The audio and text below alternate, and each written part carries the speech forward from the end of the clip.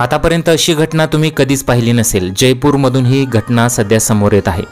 एका किडनॅपरने एका मुलाला किडनॅप केलं, परंतु तो मुलगा त्या किडनॅपरपासून लांब जायलाच नको म्हणत होता। तो अक्षरशः किडनॅपरपासून लांब जाताना रडत होता। तनुज चहर हा साधूच्या वेशात वृंदावनातील यमुना पार येथील खादर भागात एका झोपडपट्टीत राहत होता। ओळख लपवण्यासाठी त्याने दाढी आणि लांब केस ठेवले होते। तनुज हा आग्रा यूपीचा रहिवासी आहे आणि तो अलीगडमधील रिझर्व्ह पोलीस लायसनमध्ये हेड कॉन्स्टेबल म्हणून तैनात होता, परंतु त्याला सध्या निलंबित करण्यात आलेला आहे। पोलिसांनी तनुजला अटक करून मुलाची सुटका केली तेव्हा मुलाने अपहरणकर्त्याला सोडण्यास नकार दिला।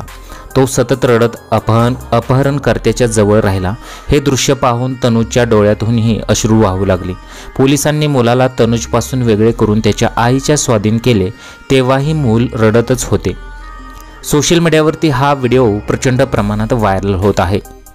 27 ऑगस्ट रोजी तनुजने अलीगडमध्ये त्याचा ठाव ठिकाणा सांगितला। पोलिसांनी त्याला पकडण्यासाठी छापा टाकला।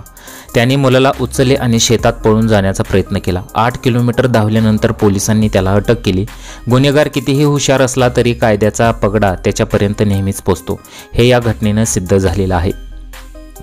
परंतु अचेरीची गोष्ट म्हणजे तो मुलगा चक्क त्या किडनॅपरला सोडतच नव्हता।